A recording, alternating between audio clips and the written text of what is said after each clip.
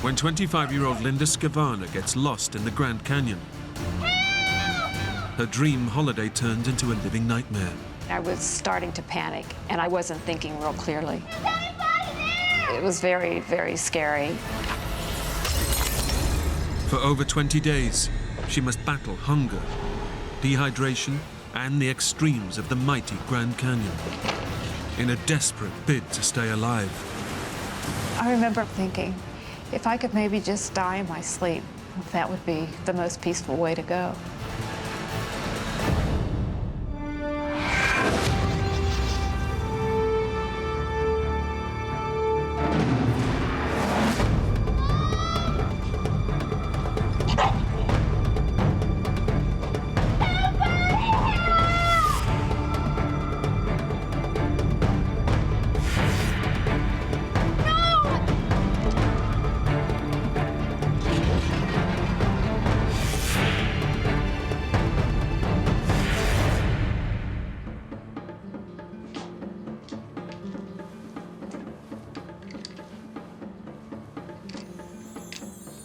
Twenty-five-year-old Linda Scavana is preparing to set off on an epic solo driving trip. I had 3 weeks vacation from work. It was definitely an escape, just a time to get away from the stresses of everyday life. A student nurse from Pittsburgh, Linda is heading off across the length of America. A trip that she hopes will satisfy her sense of adventure.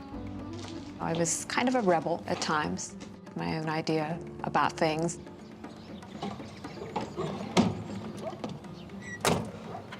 You know, when you're young and 25, the world doesn't seem so dangerous.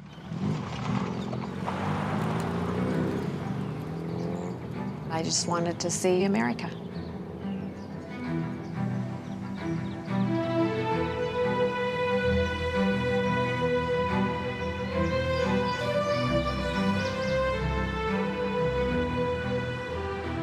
My plan was to drive 6 to 8 hours a day and then find a campground, pitch a tent, and sleep, and then set out early the next morning. And to keep her company on the trip, she's brought her best friend, pet dog Coco Jin. It was the first pet that I had ever had as a puppy. We were very, very attached. Definitely my child, my baby.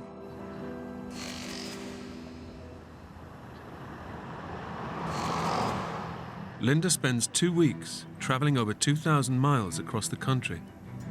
But before she heads home, she wants to make the trip extra special with a final hike into the mighty Grand Canyon.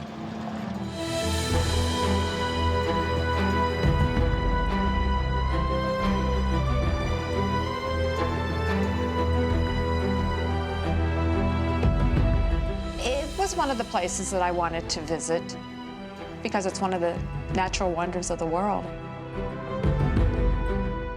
The Grand Canyon is known as an epic tourist destination, but it's also a popular place for hiking. Come on. Before she heads off into the canyon, Linda stops off at a local store to buy postcards and let her family know that she's fine. On one of the postcards, I saw a set of waterfalls, and I thought, oh, I'd like to see those. But I wasn't sure where you leave and what kind of a hike it was. Do you know if there are any organized tours to the waterfalls? No organized tours as such. If you drive up to the hilltop campsite, you can make your way down to the Supai village, and the falls are right down there. Okay, that's good. Thanks. So I wrote my postcards up, and I recall sending one off to my brother and sister-in-law.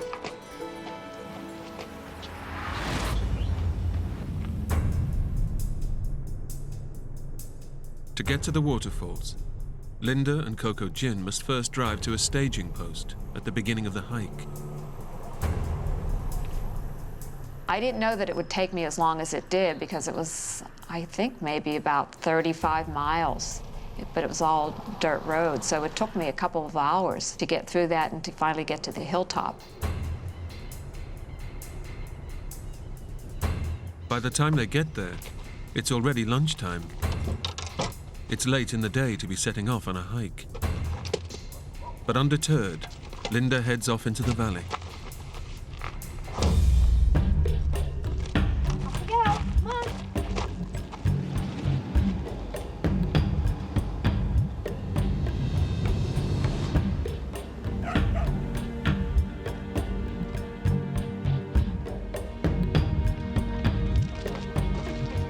Yes, I was overwhelmed by the size and the enormity of it.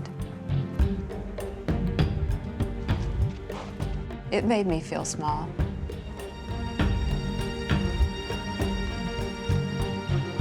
It's 8 miles to the waterfalls near the Supai Indian village, where Linda plans to spend the night, then head back to her car in the morning.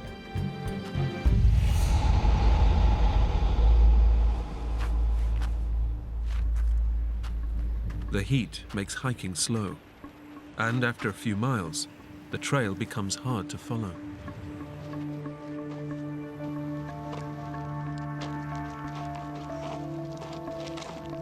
By mid-afternoon, Linda is still miles from the Supai village.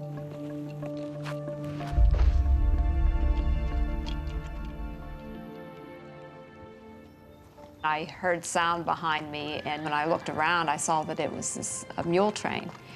And I think I had read something to the effect that that's how all the food and how their mail is transported down into this Indian reservation.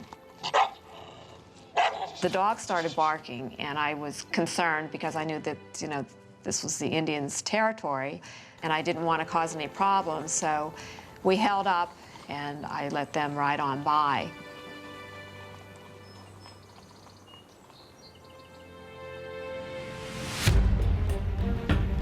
But as the afternoon draws on, the trail appears endless.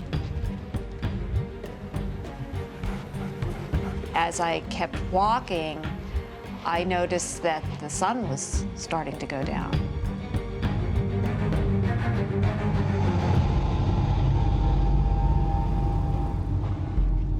With the light beginning to fade, Linda knows she has to get to the Indian village before nightfall. And as she reaches the end of the trail, There was a sign. You can make your way down to the Supai village, and the falls are right down there. But the sign was not well marked. I didn't know whether or not to make a right or a left. one way leads towards the waterfalls and the safety of the Indian village. The other out into the vast wilderness of the Grand Canyon.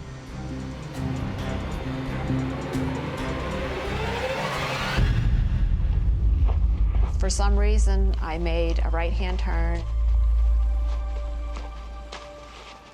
Thinking she's heading towards the village, Linda heads off with Coco.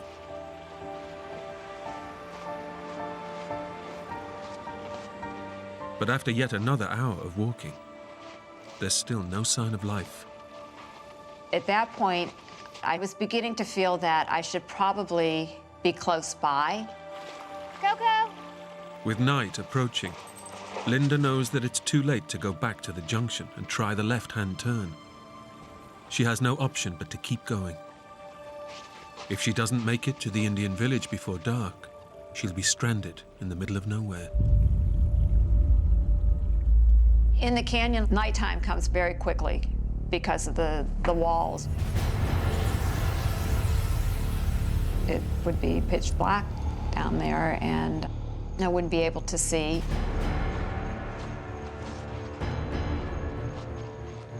As I kept hiking and the sun was going down, that became a major concern.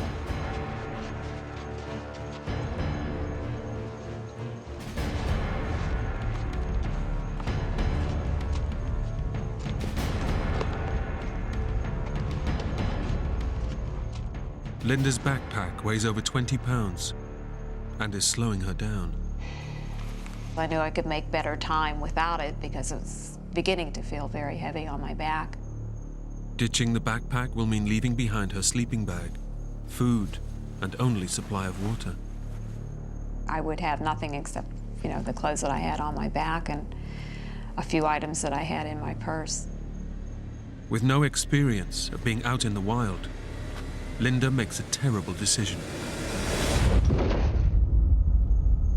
I thought I could always come back for it the following morning. Coco.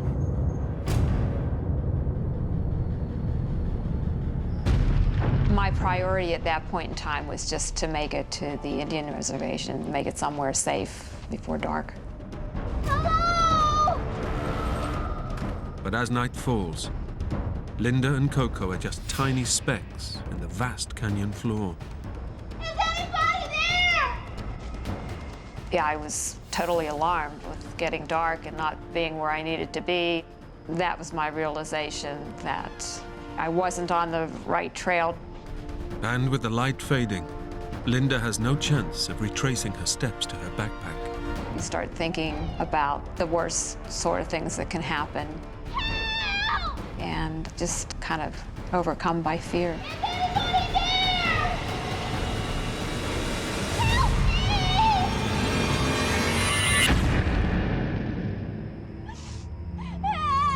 me!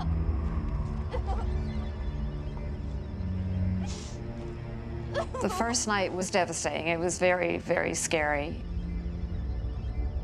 You just can't see, other than the stars that are out. There's no artificial lighting of any kind. As the temperature on the canyon floor plummets, Linda is totally unprotected against the cold. In my backpack, I had my sleeping bag, and I had all my food supply and my water. In the pitch black night, it's impossible for Linda to find her backpack. So without that, I really had nothing to protect me from the elements and nothing to sustain me. Her only source of comfort is her best friend, her pet dog, Coco Jin. Coco Jin just stayed by me. I was thankful to have him because we could cuddle up with one another and, he would offer some warmth. I cried off and on, I think, the entire night, just out of fear and not knowing what was going to happen to me.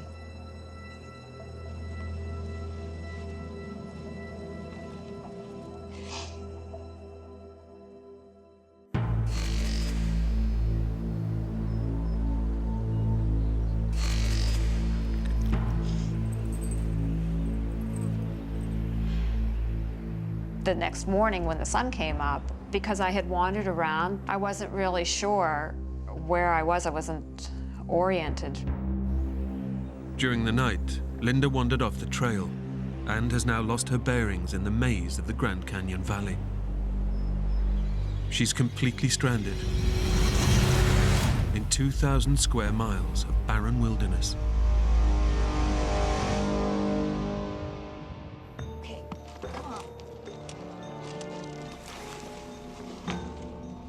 Linda has no option but to keep looking for a trail that will lead her to her backpack and out of the canyon to safety. But nothing looks familiar.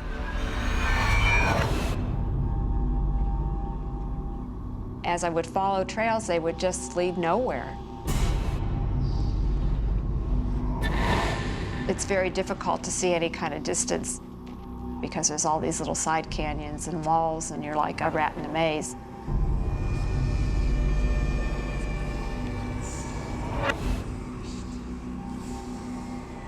I kept hoping that I would see someone, which I never did, or that I would see a low-flying plane, but nothing. After hours of walking, all she can see is the relentless monotony of the canyon wilderness.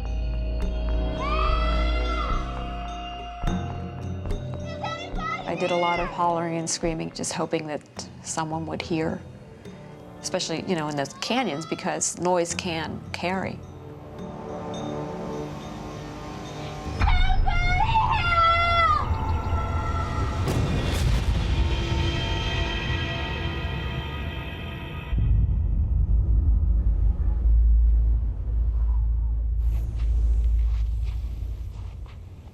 By mid-afternoon, the temperature in the canyon rises to over 100 degrees.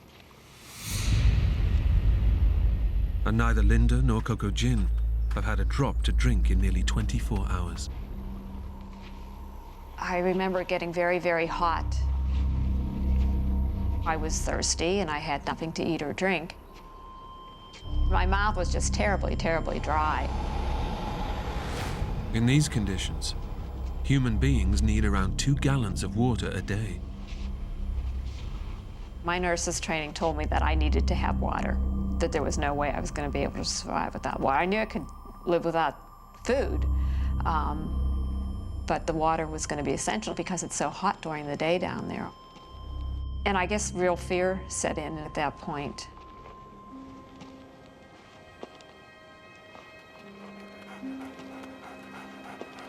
Coco. Come on. If I had been completely alone without the dog, I think I would have fallen apart. Tired? Pretty tired right now. I would talk to him. I'm sorry I got you into this, Coco. But we'll find our way out, you know, trying to keep positive. But by early evening, Linda realizes she and Coco Gin are still completely lost within the vast wilderness. I knew I was going to be down there another night.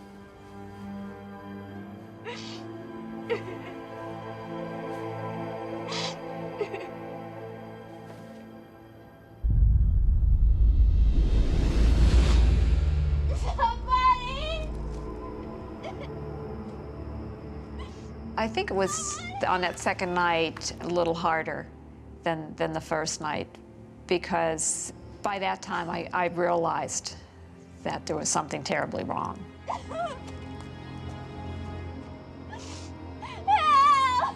I don't think that I was as hopeful in regards to finding my way out. I think I was leaning more towards the fact that maybe someone was going to have to find me.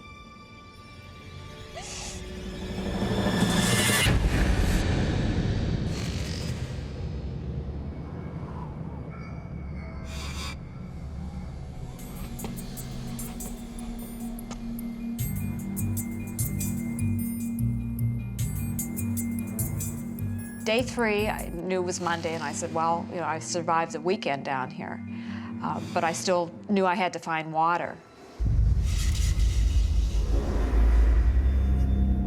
Every year, around 4 people die of dehydration in the canyon. In this heat, Linda will be lucky to survive another day without water. My nose and my mouth and my skin was just very, very dry. Linda is desperate to find a water source. But in the dry and arid Grand Canyon, they are few and far between. But late on the 3rd day, she sees her first glimpse of hope. In front of me, I could see that it was dripping. It was almost like, is it real? I wasn't certain if it was truly there. So I walked up all the way, and sure enough, it was moist, and the dog started lapping up water. Linda has found a lifeline, a tiny desert spring. I looked up to see where the water was coming from, and it was like 15 feet above my head, just coming out of rocks. But the water is trickling down agonizingly slowly. I was then thinking, well, how am I going to be able to gather up this water? And so I looked through my purse. I did have this little plastic eyeglass case. It was one of the few items that was in my purse that was of any worth to me. I thought, well, if I could get that set up in between the small rocks, Then after a period of time, I would be able to collect enough to get a cup that I could actually drink.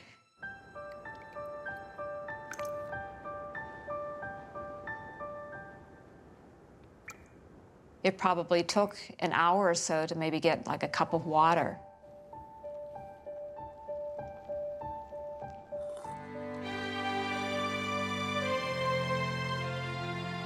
When your mouth is just so dry and you can barely talk, and then to have the moisture of the water and just knowing that that was going to possibly save my life, just sheer joy.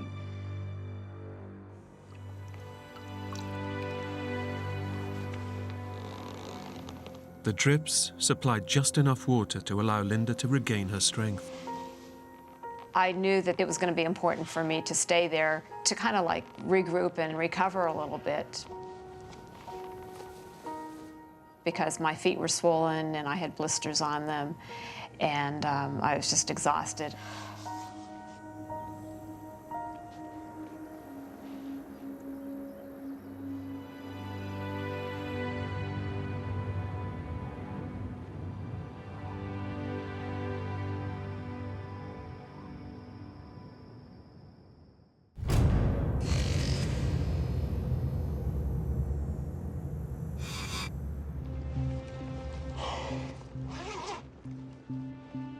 Finding the tiny water supply has given Linda hope. But the next day, she looks in her diary and makes a devastating discovery. I was due back on the 13th of August, so I knew I had at least another 10 days, a week and a half, before anyone would actually realize that I was missing.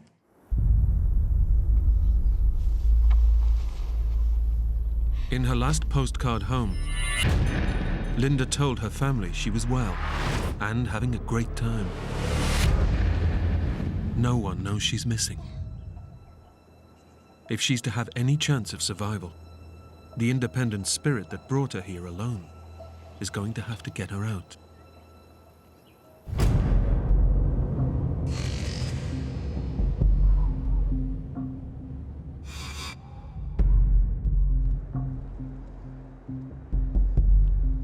Now able to collect a few mouthfuls of water, Linda decides to hike away from the spring in search of a trail out of the canyon.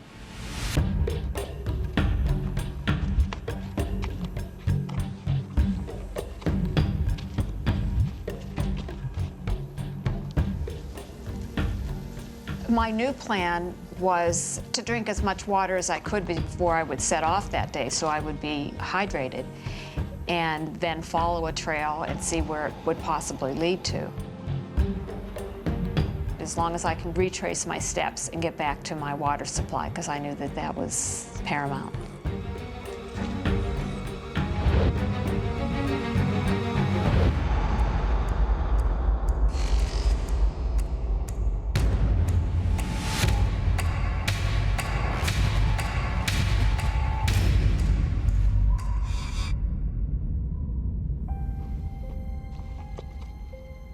For 5 days, Linda searches north, south, east, and west of her base. But each day ends in crushing disappointment. I may feel up in the morning with big plans to follow a trail and hope that that would lead me out, only to be devastated that it didn't lead anywhere, and I wasn't going to get out that day. Linda is trapped in the endless maze of the canyon, and she starts to believe she will never escape.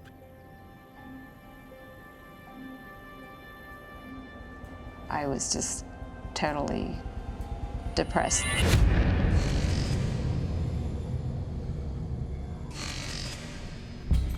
Throughout the ordeal, only her mental strength has kept her going. She has survived 12 days without food and very little water, and now her body is beginning to wither away. It's not like the hunger you go through, like if you've missed a meal or a couple meals, where you get that gnawing sensation in your stomach. That had come and gone. Having used up all of its fat reserves, her body is now eating itself away. I knew that I was losing weight just the way that my clothes were hanging on me. And I had a belt that I would have to adjust every couple of days so my pants would stay up. So I knew that the lack of food was taking a toll on my body.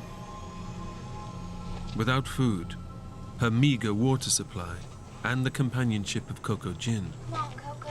are the only things keeping her alive. Coco, no!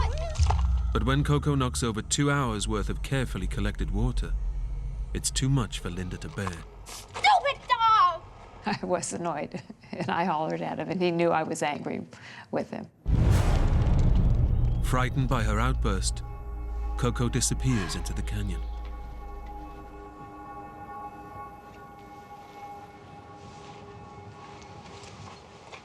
I kind of felt guilty. Coco!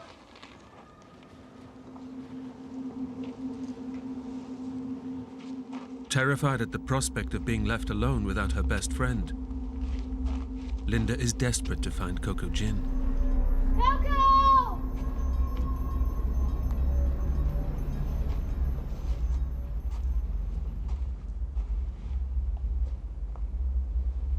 But Coco Gin is nowhere to be seen. Coco!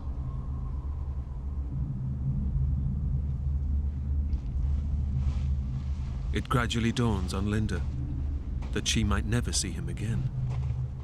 I thought maybe once I got back there that night, he'd be waiting there for me. Coco!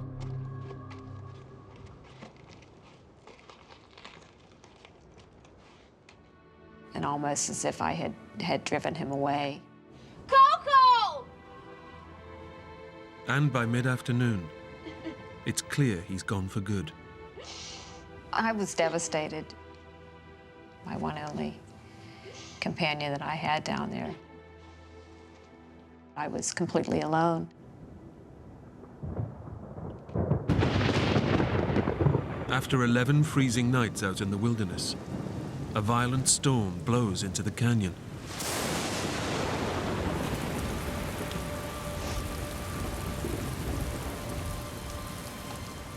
I built a shelter for myself in between two rocks that came out of the sand, and then I took some of the shrubbery around and built a little roof on top.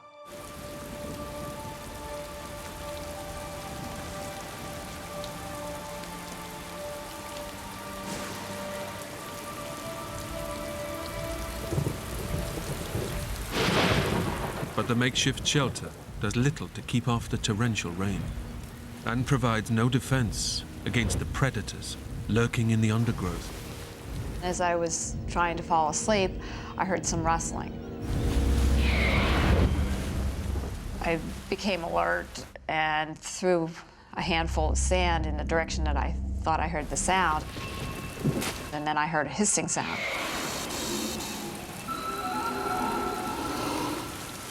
Fearful of deadly rattlesnakes hiding in the bush, Linda is forced to abandon the shelter. It was one of the toughest nights. There was thunder and lightning and a lot of rain, and it was very frightening down there because I didn't have any shelter. I was out in the open. It was definitely cold, and definitely that was a concern, the hypothermia.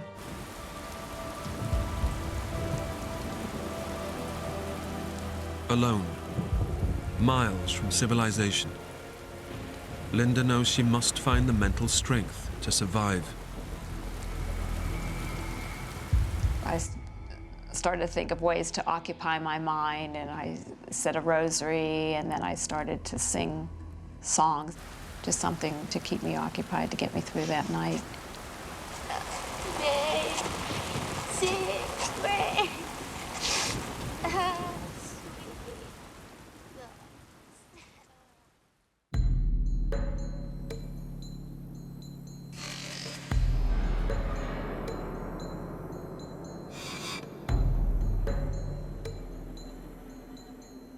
Linda has been making daily hikes away from her base to try to find a way out of the canyon. But she can only venture an hour from her water supply before thirst drives her back.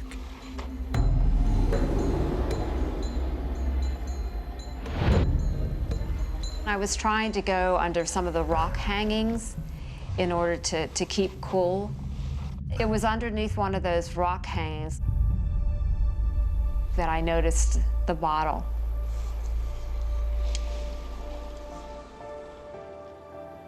The bottle is a glimmer of hope. This was something portable that I could carry water in and go out and hike even further away from my main water source. Linda knows that finding the bottle might just save her life. If she can fill it with water, she can travel further than ever before and maybe find a way out of her ordeal.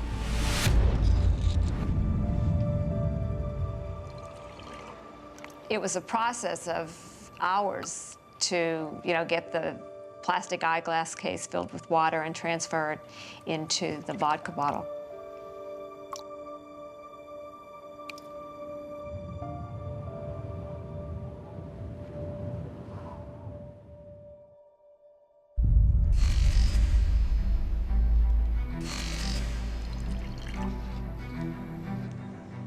For the first time in 13 days, Linda sees a chance of escape. With the bottle full of water, Linda leaves the camp with no intention of returning. This time, she plans to just keep on going as far as she can.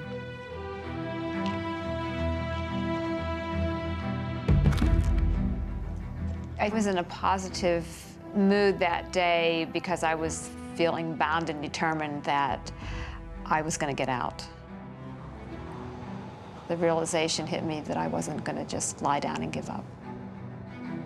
I was just 25 years of age, and I had so much life to live yet.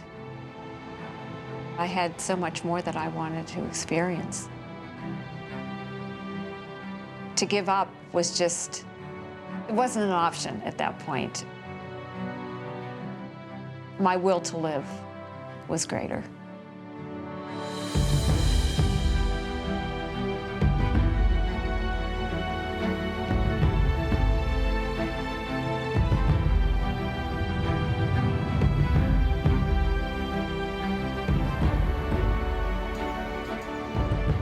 But after 2 whole days of wandering, she's still trapped on the floor of the valley, unable to see above the sheer rock faces. I thought that if I could climb up higher on some rocks, that I could get a better view and perhaps see where I needed to go.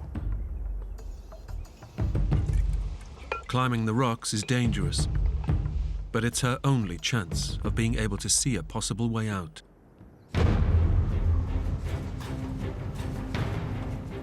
I risked falling and breaking an ankle or something like that. I didn't realize how weak I was because of the lack of food. My coordination wasn't as good as it normally would have been. I was looking for handholds and footholds. Plus, I had this purse hanging off me with the water bottle in it, so I was trying to be careful of that, too.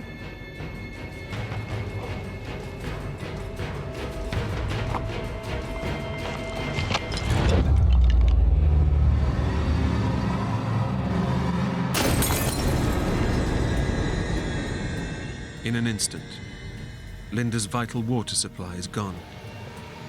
Now she has nothing to sustain her in the searing heat of the Grand Canyon.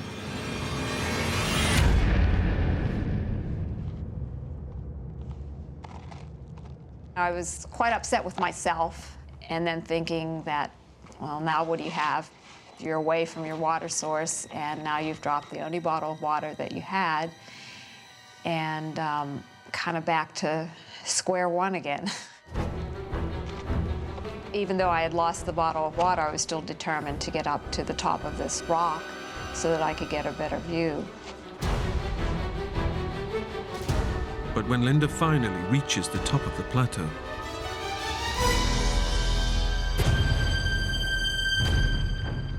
she realizes her efforts have been in vain.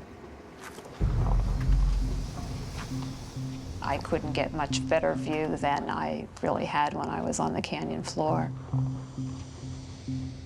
The area is just vast, just all these little side canyons, and really nothing suggesting any kind of civilization, and just numerous rock formations. Not any kind of landmarks that you could pick out. For the first time in days, Linda discovers she's not alone in the canyon. Seeing those wild horses, I thought, well, if there's animals down here, where are they getting their water? The other hopeful thing was that if there's horses, then maybe there would be men that were hurting them or whatever. In the barren landscape, this sign of life gives Linda renewed faith.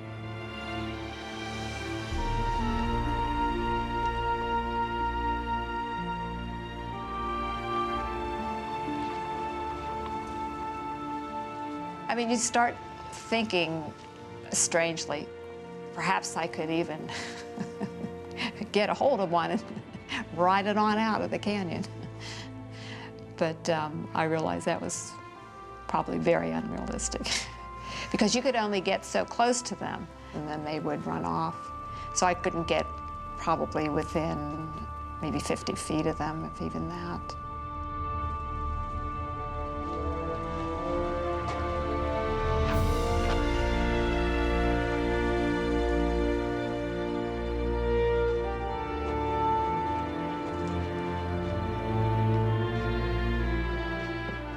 Once more, Linda is alone. But following the horses has led her to a welcome sight. I noticed pools of water, and I remember looking at it and seeing little insects or whatever swimming around in it, and I thought, well, I don't really have any other choice except to drink it because that's the only way I'm going to survive. The water was kind of bitter, but it was wet, and I knew it would get me through another day.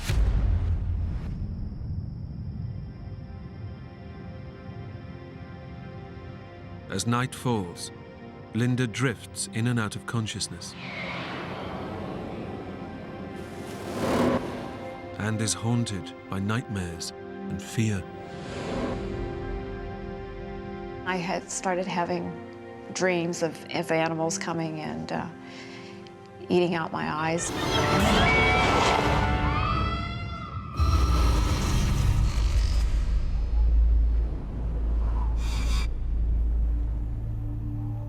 Now seriously malnourished, Linda is starting to fantasize about an end to her hunger.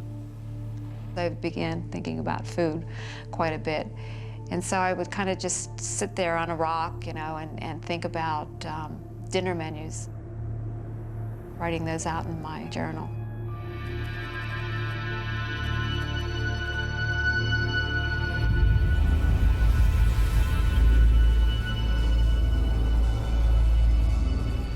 Spare ribs and potatoes au gratin, tossed salad, and cauliflower with hollandaise sauce. So kind of vicariously, I was eating through my menus that I would write.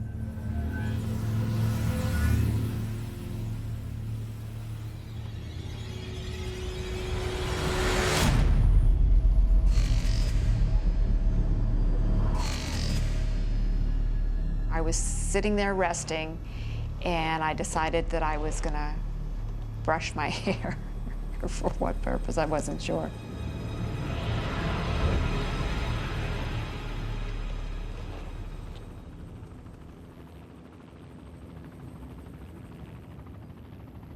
Almost 3 weeks after getting lost, Linda finally hears the sound she's been yearning for. I can hear the wings going around, and I knew it was close. Back in Pittsburgh, when Linda fails to arrive at work, her family finally realizes she's missing, and prompted by the postcard she sent them, they've triggered an aerial search of the canyon. It seems her ordeal is finally over.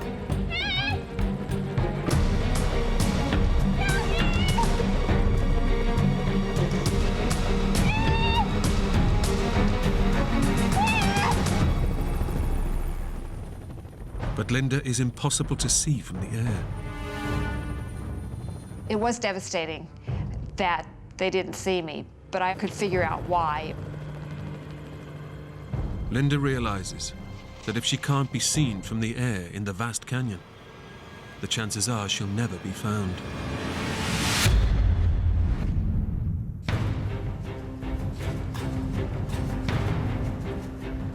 Linda's brother and sister-in-law have now joined the search. But when they arrive at the campsite that Linda began her hike from, they're greeted with a sight that fills them with foreboding. That's her car, right? Yeah. Linda's car has been broken into, but is still exactly where she left it almost 3 weeks ago. We were told that there was virtually no chance that Linda would be alive if she were lost in the canyons. There wasn't much chance we could even find her body.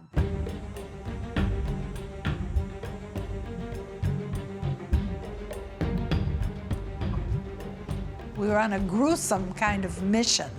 The scary part was that all the canyons look the same, and they're not marked by anything except for an occasional old wooden sign.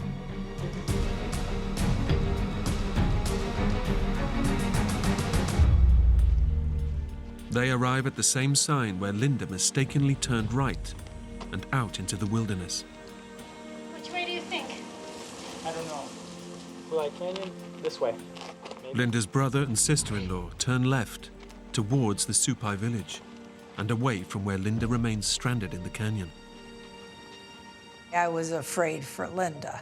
The chance of survival after being lost in a place like that just seems so remote.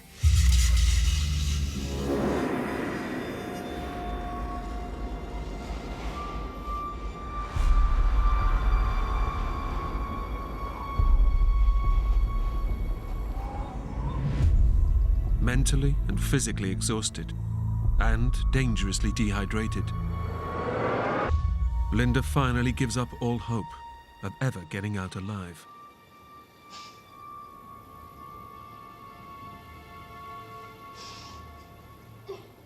Now, death is her only way out. My priority was to find a place where I could just fall asleep and then hopefully die in my sleep.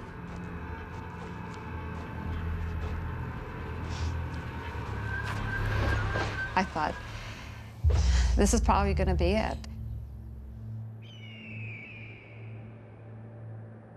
I remember lying down and thinking, if I could maybe just die in my sleep, that would be the most peaceful way to go.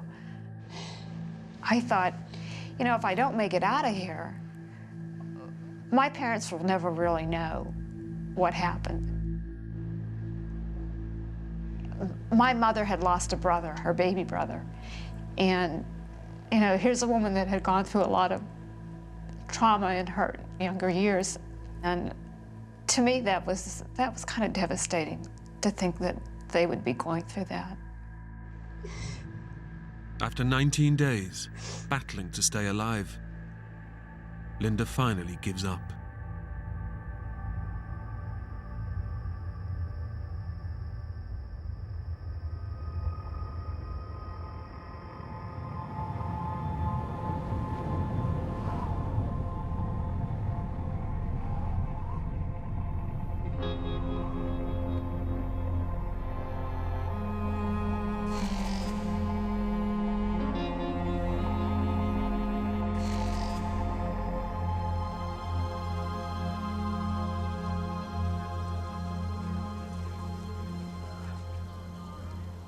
I heard voices.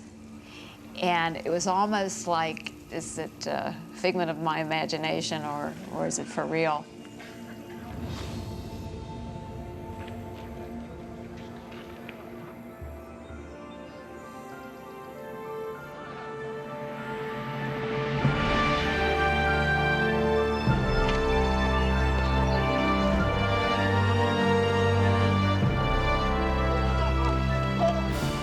Four Native Americans from the local village had noticed footprints in an area where tourists don't venture, and using traditional tracking methods, have managed to locate Linda in the vast canyon.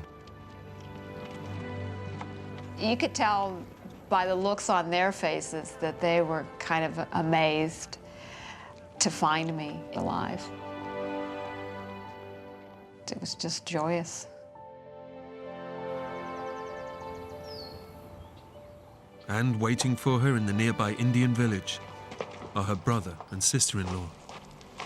She looked wonderful and she looked horrible. She was skeletal looking and she was the color of bricks from the canyon soil. It was just very emotional. It was the best feeling in the world. The three of us just grabbed each other and put our heads together and just howled, really. You know, the tears just flowed. But then, for Linda, the best surprise of all. The locals have also found Coco Gin, wandering lost amidst the canyon. That was a happy reunion, too. Yeah, I was very happy. There was a lot of things that I didn't do correctly, a lot of things, and I, to this day, can't figure out why. With all the big mistakes that I made, you know, how I was able to survive. Despite her ordeal, Linda made a full recovery and went on to get married and raise a family. I just didn't think it was my time to go. And that stayed with me, and the persistence and the will, the strong will to survive.